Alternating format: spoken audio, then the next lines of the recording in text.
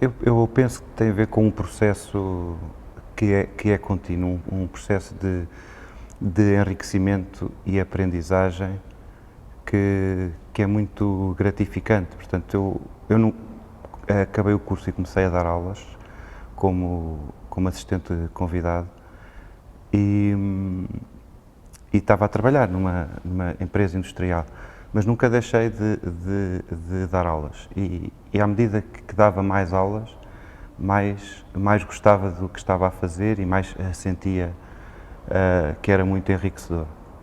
E a certa altura decidi que realmente era isto que eu gostava de fazer. E tendo sempre, felizmente apanho alunos no quarto, quinto ano, portanto, já pré-profissionais, e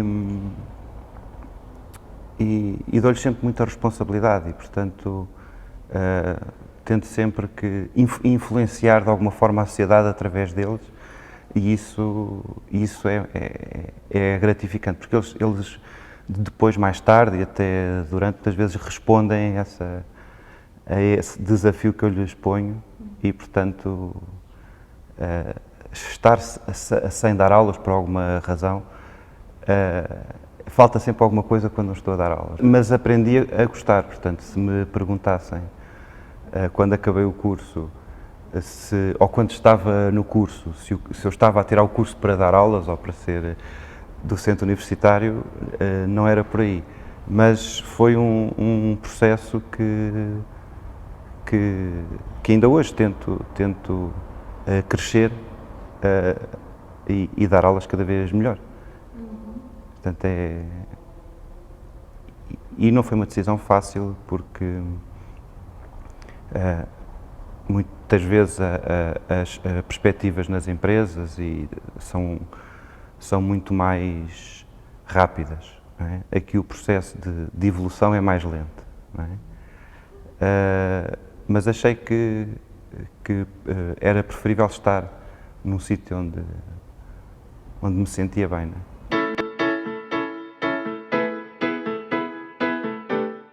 Todos eles eram pessoas que olhavam os alunos nos olhos, e eu não consigo dar aulas sem os alunos estarem a olhar para mim. Portanto, se há alunos que, enfim, uma coisa é estarem a escrever, ou enfim, a fazerem, a tirar apontamentos, mas não consigo dar aulas se está alguém a falar, não consigo dar aulas se alguém não está atento, portanto tem que estar todos a olhar para mim. Muitas vezes até digo, olhem para mim que eu sou bonito e tal. Pronto, eles riem-se, mas capta a atenção deles e portanto, essa perspectiva de que eu estou aqui e vocês também têm que estar, portanto.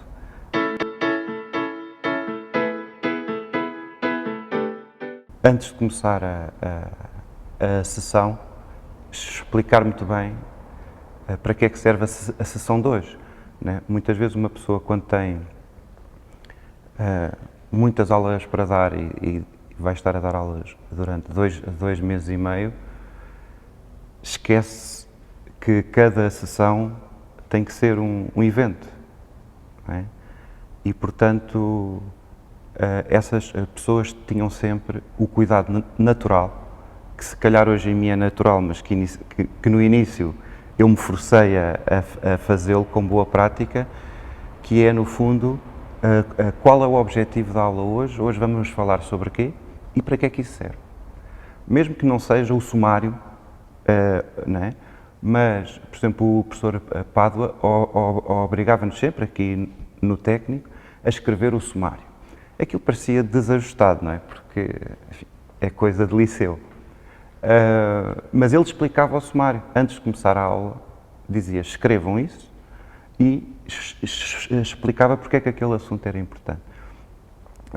Isso também nos obriga a planear bem as aulas, porque não temos que saber muito bem o que dizer no espaço de tempo que temos. Portanto, eu penso que esta preocupação e respeito com os alunos, pelos alunos, e dar importância ao assunto que se vai falar, acho que são dois pontos que eu me lembro que eles faziam sempre e, portanto, tento não me esquecer de os fazer. Se calhar nesta escola não é difícil ter os alunos todos calados, no quarto e no quinto ano. Mas no liceu não é fácil. E o professor Frederico Valsacina, do início ao fim, de 10 em 10 minutos havia uma gargalhada. E ele estava a dar matemática. Portanto, esta arte de explicar a matemática de forma objetiva e profunda e ao mesmo tempo ter ciclos, porque enfim, os alunos não conseguem estar 90 minutos atentos e concentrados, portanto, são ciclos e, portanto, a pessoa a ter uma aula que dá prazer ir, mas que tem conteúdo, penso que nele era natural, mas que eu tento que assim seja. Portanto, sempre que após um período mais intenso e de mais conteúdo, tento sempre algum tipo de interatividade, ou não quer dizer que as pessoas se estejam a rir de 10 em 10 minutos, mas ou se conta uma história industrial, ou se conta um pormenor, ou se conta uma situação em que até aquele método foi mal usado e correu mal. Portanto, que no fundo atira as pessoas para uma esfera de descontração dentro do conteúdo para depois voltarem. Portanto,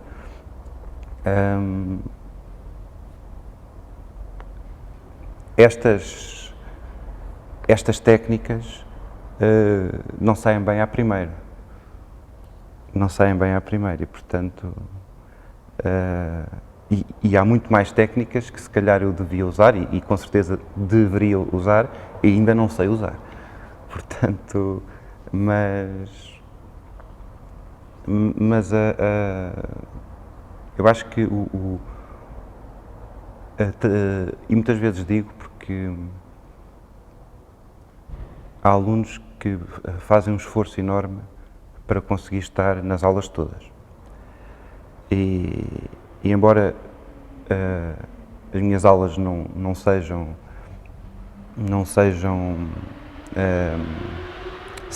sempre com PowerPoint, muitas vezes uso o PowerPoint e a luz do PowerPoint, a intensidade, a dá sono. Pronto. E pontualmente um ou outro aluno adormece. Pronto. E os outros que estão à volta riem-se, porque aquele está a dormir. E eu normalmente não digo nada, deixo o aluno estar a dormir, porque ele com certeza fez um esforço enorme para ir à aula. E se está a dormir é porque não tem forças para não estar a dormir. Mas no subconsciente fica lá alguma coisa, não é? Portanto, e são os únicos que eu pontualmente adormecem e esses eu não tento acordar. Mas normalmente acordam passado um bocadinho e até por dívida ao facto de terem adormecido, participam mais na aula do que outros que estavam assim. Portanto, são processos ao mesmo tempo de respeito, não é? E poderia-se achar que por o aluno estar a dormir está a faltar ao respeito à aula. Mas ele estava lá à hora, entrou à hora e quis ir à aula. Portanto, é evidente que se houver um aluno que todos os dias adormece, já é outra situação. Pronto. Agora, pontualmente, portanto, eu acho que não faz sentido estar a dar aulas com os alunos a olharem para outro sítio, portanto, estar a debitar informação só porque é aquele o horário.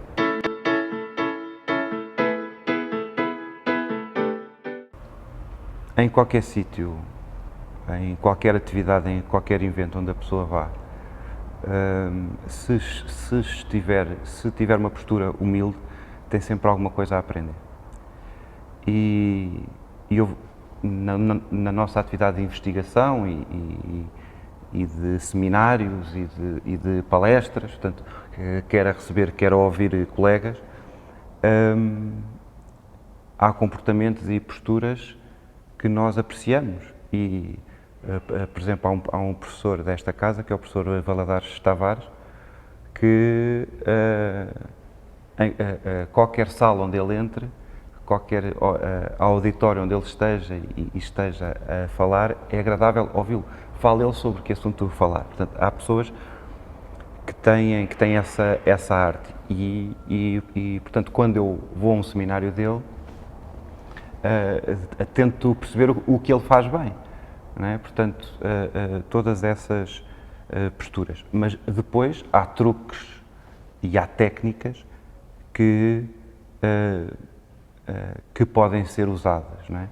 E se calhar eu tive, quando estava a trabalhar noutro instituto, tive a hipótese de tirar um curso de formação de formadores do IEFP, não é? E, enfim, e há técnicas de posicionamento que só ajudam, não é? Portanto, a pessoa não tem que depois usar exatamente aquelas técnicas como diz o livro ou como diz o formador, mas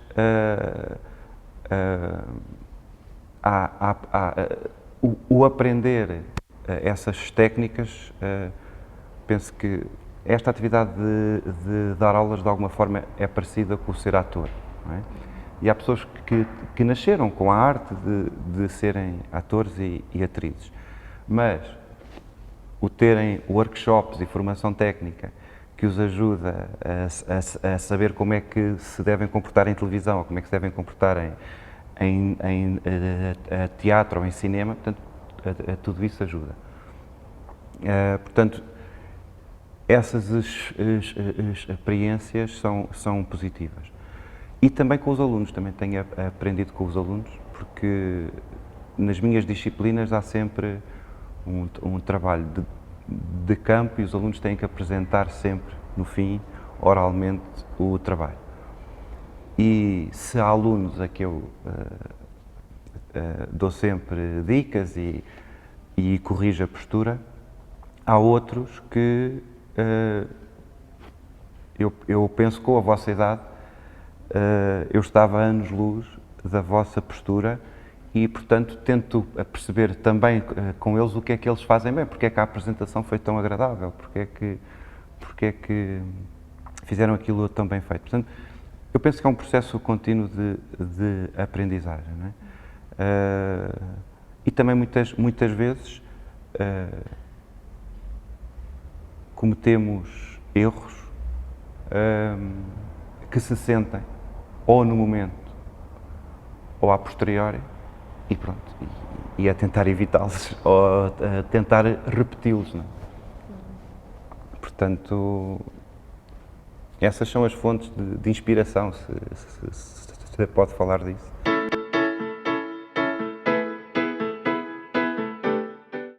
Mesmo sabendo que vou dar muitas horas de aulas aos alunos e sabendo que vou repetir a mesma aula 4 vezes por semana, né? A mesma aula, a alunos diferentes, há sempre um período de 5 minutos de concentração e onde os níveis de adrenalina sobem como se estivesse a apresentar um artigo numa conferência. Portanto, tento sempre levar a concentração ao máximo para estar muito atento, porque a aula é toda de improviso, não é? Portanto, pontualmente lê-se uma definição ou outra, mas a aula é toda feita na base do improviso, o que significa que tem que ter uma sequência lógica, que tem que ter princípio, meio e fim, e, portanto,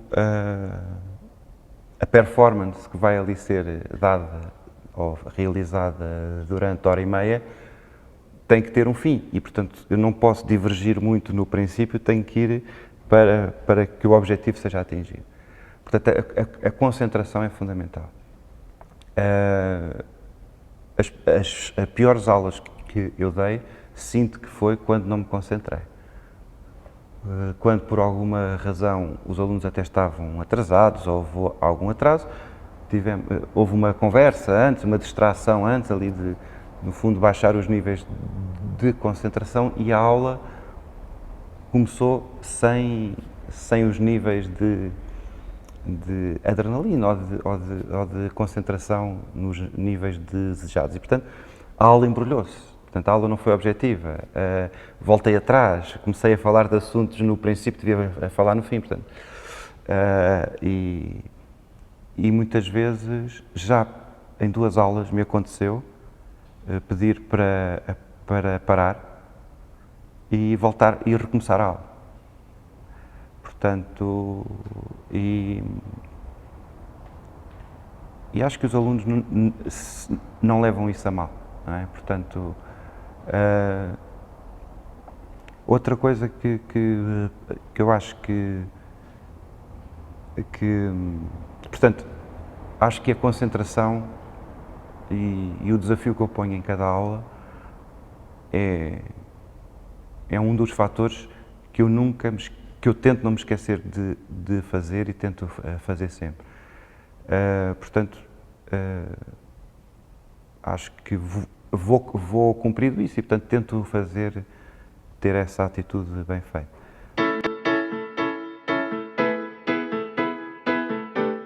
No fim tem que haver um período de consolidação. Não é? E, portanto, quando eu faço os últimos 10, 15 minutos de consolidação, perceber que alunos que não sabiam o que era o X, no fim já saberem o que é o X e até terem dúvidas se o X não pode ser maior, diferente, se o X se aplica a todas as situações ou não. Portanto, pô-los, digamos, subir-os o nível de conhecimento naquela hora e meia, isso é o que vale a pena. Enfim. Portanto, quando isso não acontece, que às vezes não acontece, é perceber o que é que correu mal. E muitas vezes tenho 3 ou 4 alunos-chave que a meio do semestre os identifico e percebo que só faltarão à aula se estiverem doentes ou alguma situação.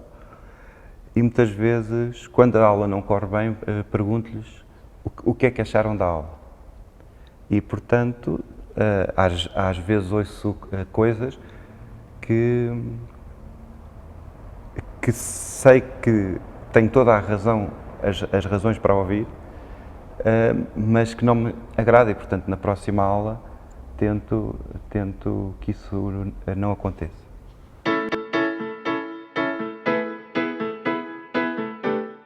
Todos os anos, a forma como o conteúdo é dado é adaptado à evolução que os alunos vão ter.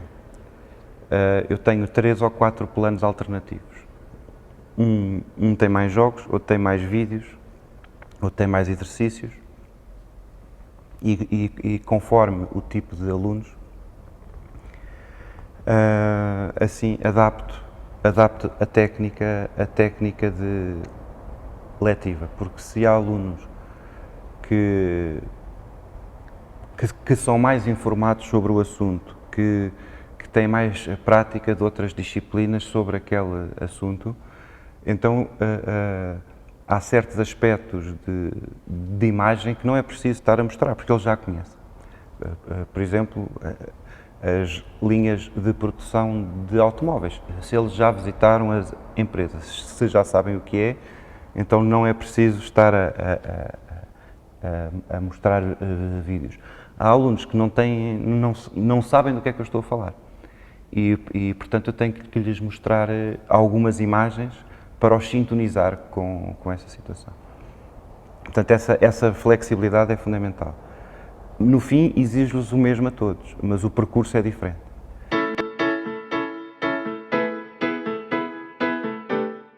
Repito a mesma aula 4 vezes.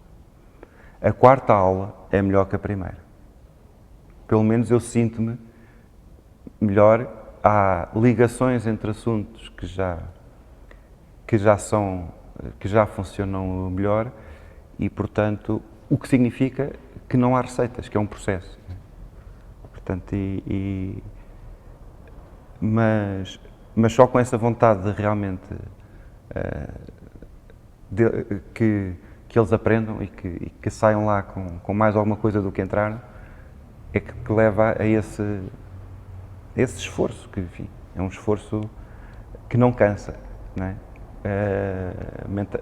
Mentalmente, embora quando eu dou 6 horas de aulas num dia, às vezes acontece, o nível de cansaço é elevado. O nível de cansaço é muito elevado.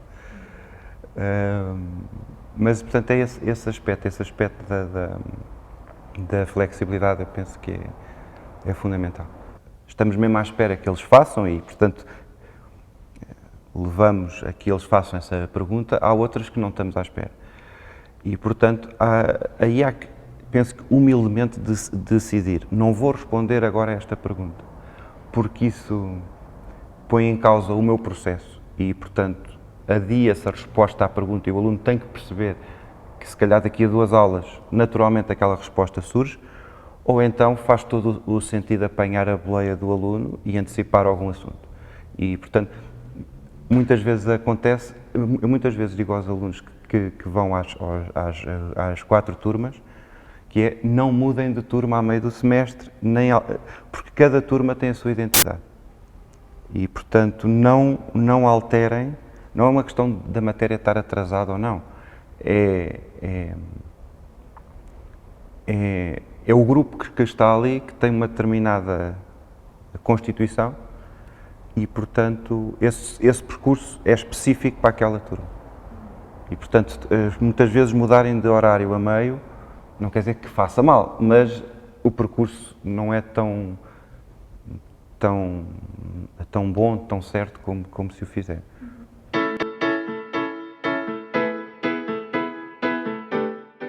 É a troca permanente de conhecimento, de conhecer todos os anos 80, 90, 100 alunos, eles entrarem de uma maneira e saírem de outra, e é como se a minha prole, não é, a todos os anos aumentasse de mais 80 ou 90 jovens, não é? E jovens adultos, não é? Porque muitas vezes, na maior parte dos casos, essas ligações ficam e os alunos voltam a perguntar coisas, voltam a visitar, voltam com ideias, com projetos, com desafios. Há alunos, muitas vezes, ex-alunos de há 4, 5, 6 anos, que são convidados a virem cá falar sobre um assunto onde são mais especialistas já do que eu e, portanto, sabem, têm mais prática e mais conhecimento do que eu. E essa envolvência, esse impacto na sociedade é muito importante para mim, é uma forma também de contribuir para uma evolução, não é, da sociedade. E depois também, eu acho que tive na minha juventude e aqui no técnico, houve algumas pessoas que me influenciaram bastante. Portanto, eu andei no Colégio Valsacina, onde tive como diretor o professor Frederico Valsacina, a doutora Frederico Valsacina, que faleceu este ano.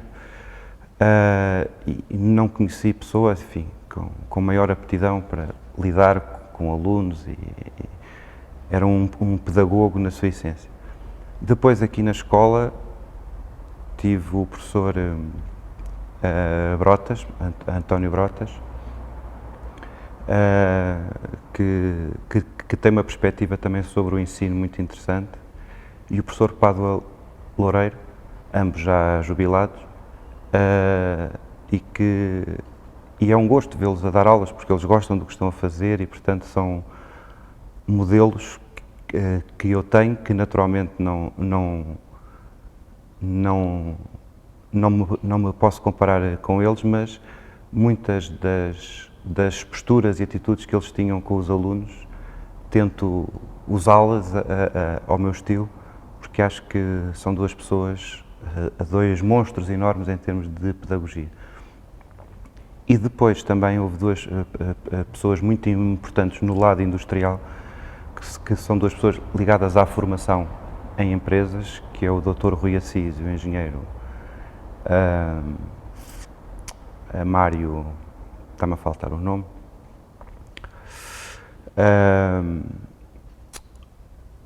e que deram-me duas ou três ações de formação onde usaram um estilo Mário Figueira, o engenheiro Mário Figueira e o Dr. Rui Assis, que deram outro estilo de ensino, ou outro estilo de letivo, não é? Mais virado para os objetivos e para a formação de curta duração, mas que complementa a outra perspectiva mais académica, mais pesada, mais semestral, e portanto, dentro dessas 5 referências, eu mais ou menos tento perceber as boas práticas deles, porque como aluno e formando gostei bastante e portanto...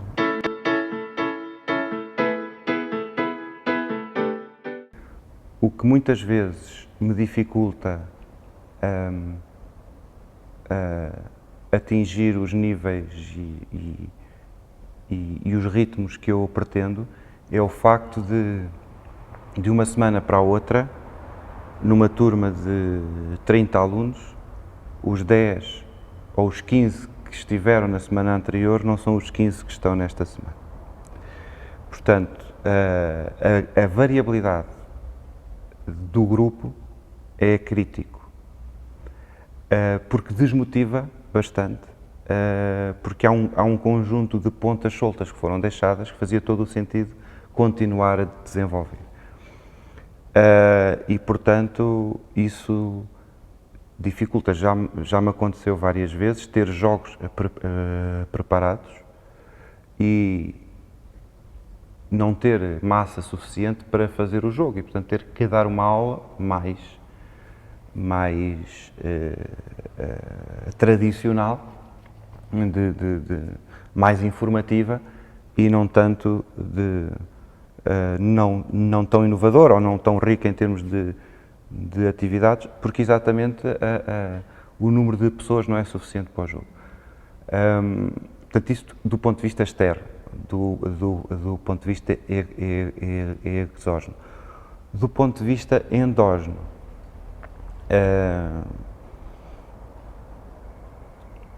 eu penso que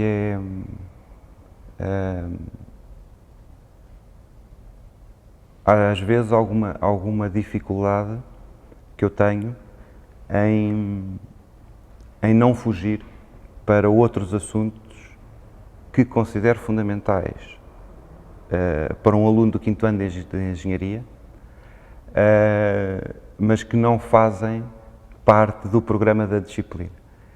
E, portanto, muitas vezes estamos a discutir assuntos como assuntos laborais ou assuntos de desenvolvimento industrial, que era muito interessante discutir com os alunos, e eu é que os levei para aí sem querer, e depois não posso continuar essa conversa, porque senão não tenho tempo para dar a matéria. Portanto, muitas vezes a riqueza dos assuntos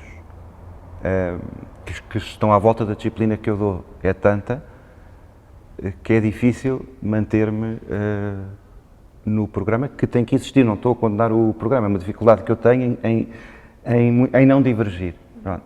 Tento sistematicamente que isso não aconteça, lá está, às vezes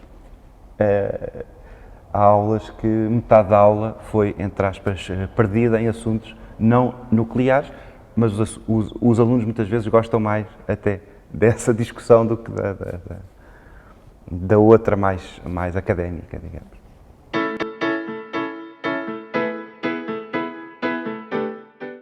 Eu acho que as regras todas ou as boas práticas que estão aqui fazem sentido e devem fazer parte do dia a dia.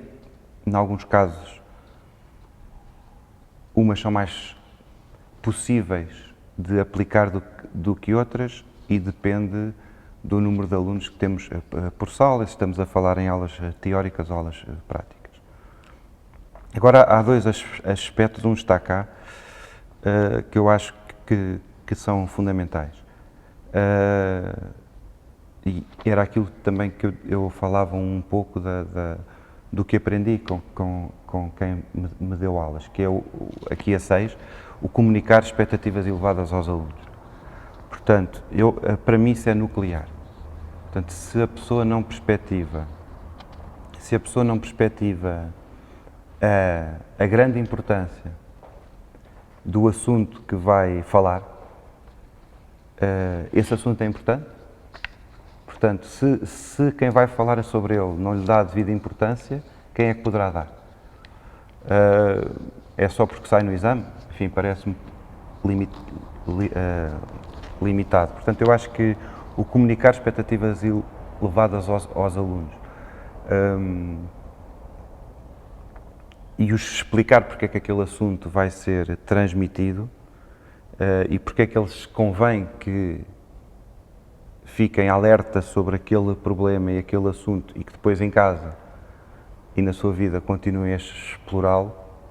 Eu acho que destes pontos todos é aquele que eu destacaria como fundamental, porque se ele não existir, todos os outros, quanto a mim, podem estar condenados. Acho que todos os outros, sendo importantes e tendo que ser cultivados em nós, resultam da autoavaliação. Portanto,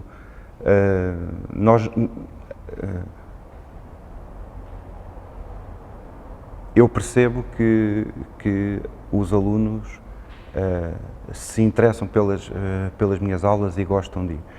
Isso não significa que eu acho que as aulas são boas aulas. Portanto, eu acho que as aulas podiam ser muito melhores do que são. E, portanto,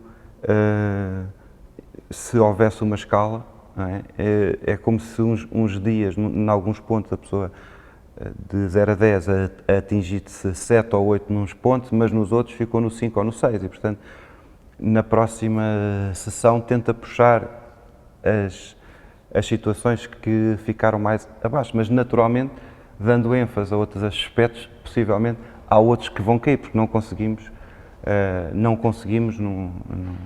até num semestre, ser eloquentes a todos os aspectos. Em todos os aspectos é impossível. Haverá uma aula que foi muito boa em alguns aspectos, mas se calhar os alunos até gostaram bastante, mas se calhar em termos de conteúdo não foi tão rica, não é? E depois há outra aula que foi muito mais rica em conteúdo, até continua a ser interessante, mas faltou-lhe interatividade. E, portanto, tentar pôr nessa aula que tem mais conteúdo, mais interatividade, da próxima vez que se der aula. É possível? Não é possível. Portanto, eu só espero continuar com esta postura e, portanto, continuar com a noção humilde de que isto nunca está bem, que a aula nunca foi suficientemente boa ou podia ser sempre melhor do que foi. Não é? Portanto, daí que eu todos os anos revejo o planeamento, revejo os PowerPoints, revejo os exercícios, altero coisas, adiciono, tiro outras e depois no momento adapto à situação. Portanto, é um processo. Eu muitas vezes, como é um tema que toda a gente mais ou menos está a par, o futebol, não é? Portanto, num jogo de futebol, a pessoa até pode ganhar de 2 a 0 ou 3 a 0. Mas o treinador, quanto a mim o treinador, com a postura correta, é aquele que diz que, pois, mas falhámos 6 golos. Portanto, cada golo que é falhado é um objetivo que não é concretizado. Cada erro defensivo, mesmo que não tenha dado golo, é uma coisa a melhorar. Portanto, é um processo. Portanto, e uma equipa de futebol nunca está a funcionar perfeitamente, mesmo que seja campeã de tudo. Não é? Portanto, eu acho que é esse o processo. Portanto, é um processo de o que é que pode correr melhor do que correu, o que é que foi bem feito e, portanto, aí deixa-se estar. E, portanto, eu acho que é isso. E, portanto, porque não conseguimos, se multiplicarmos estas regras pelos subpontos, não é humanamente possível estar a cumprir a 100% os pontos todos. E, portanto, há que estar consciente deles. E, portanto, eu acho que o crítico para mim é explicar porque é que estamos aqui e depois perceber o que é que não correu bem e melhorar.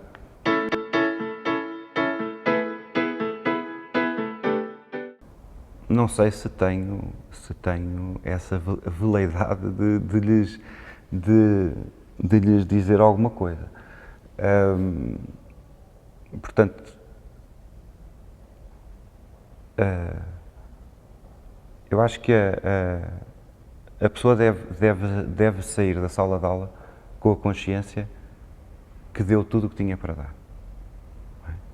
E, portanto, isso não começa à hora da aula, começa muitos dias antes. Portanto, se a pessoa tiver uma postura humilde, não é?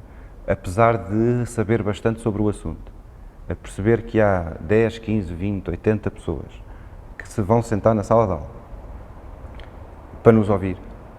Portanto, temos que ter a humildade de preparar bem o assunto e que o assunto tenha princípio, meio e fim. E, portanto, a preparação é fundamental. E depois a perceber que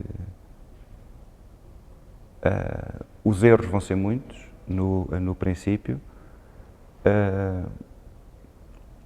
que se calhar há 10 anos dava pior aulas do que dou hoje e espero daqui a 10 dar melhor do que dou hoje. Portanto, é um processo.